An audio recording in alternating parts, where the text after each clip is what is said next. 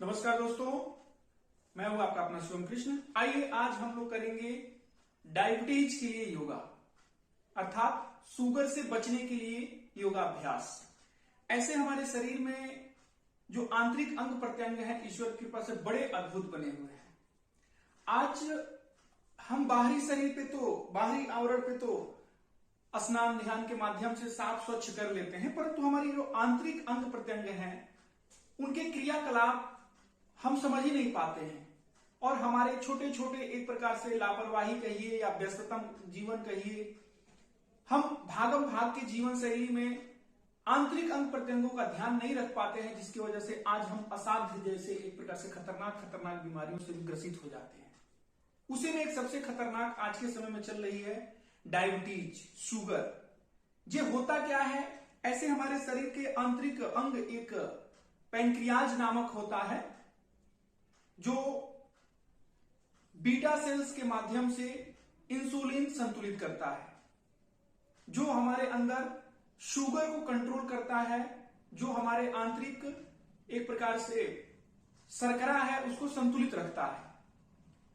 परंतु आज वह असंतुलित हो जा रहा है। अब डायबिटीज दो प्रकार के होते हैं, एक टाइप 1 और एक टाइप 2। टाइप 1 में जो पेनक्रियाज के बीटा सेल्स होते हैं इंसुलिन बनाते ही नहीं, बीटा सेल्स एक प्रकार से पूर्णतः क्षतिग्रस्त हो जाते हैं, जिसके वजह से हमारे शरीर में अंदर शर्करा असंतुलित हो जाता है। और दूसरा टाइप 2, इसमें इंसुलिन भी बनता है परंतु उतना पर्याप्त मात्रा में नहीं बन पाता है जिससे कि हमारा शर्करा संतुलित रहे, अंदर शुगर लेवल हमारा कंट्रोल रहे। तो उससे बचने के लिए हम लोग 3 आसन करेंगे।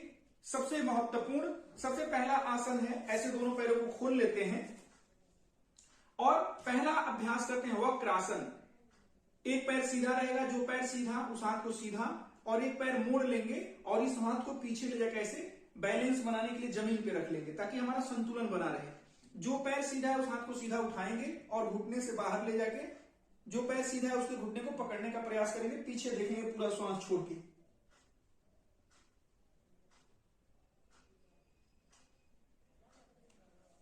अपने अपने सामर्थ्य अनुसार, शक्ति अनुसार कुछ देर होल्ड करके रखेंगे। श्वास पूरा बाहर रहेगा ऐसे।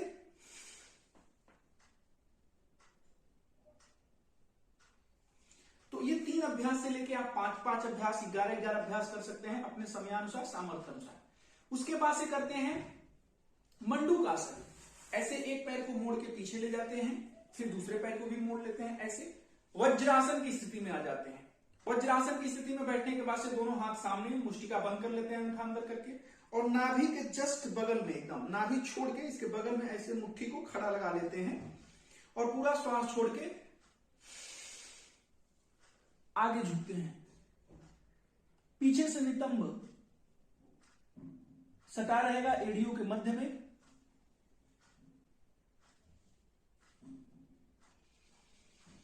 फिर सांस भरते हुए वापस। हम एक एक अभ्यास ही बता रहे हैं, एक बार और बता दे रहे हैं। पूरा श्वास छोड़ के मंडूकासन भी 2 प्रकार से कर सकते हैं, एक तो ये मुट्ठी बंद करने वाला और दूसरा मुट्ठी खोल के पंजा, बायां हाथ का पंजा नाभि पे, दायां उसके ऊपर, पूरा श्वास छोड़ दिए और पूरा नीचे झुक गए, निगाहों को सामने रखते हैं। अब इसमें हम माथा, कई लोग जमीन पे भी टिका लेते हैं, कोई इसमें दिक्कत नहीं है। जितना आपसे बन पाए उतना करने का प्रयास करेंगे। माथा नीचे भी कर सकते हैं और थोड़ा सा ऐसे सामने भी रख सकते हैं। श्वास बाहर रहेगा और इतना ही पे होल्ड करके रखेंगे। फिर श्वास भरते हुए वापस। फिर दोनों हाथों को घुटनों पे रखते हैं और ये लास्ट आसन। ऐसे तो कई आसन हैं परंतु मुख्य रूप से 3 आसन, वक्रासन, मंडूकासन और शशकासन। सांस भर के ऊपर गए और पूरा सांस छोड़ के नीचे आए, ऐसे।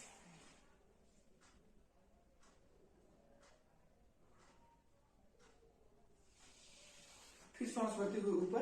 तो ये भी 3 अभ्यास से लेके 5 अभ्यास से लेके 7 अभ्यास, 11 अभ्यास अपने अपने समयानुसार, सामर्थ्य अनुसार आप कर सकते हैं। तो ये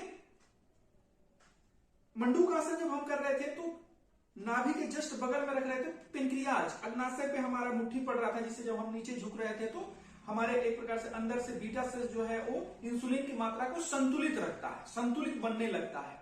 तो ये 3 आसन कर ले और 2 प्राणायाम करने। कपालभाति प्राणायाम, ऐसे वज्रासन में भी बैठ के कर सकते हैं, सिद्धासन में भी बैठ के कर सकते हैं।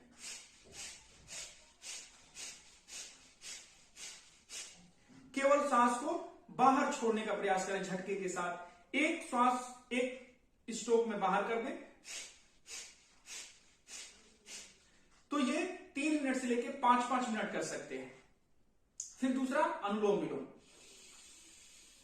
दाएं नासिका दबा के बाएं से श्वास अंदर लें और दाएं से श्वास बाहर छोड़ दें। अब जिससे छोड़े हैं पुनः इसी से भरें और बाएं से श्वास बाहर।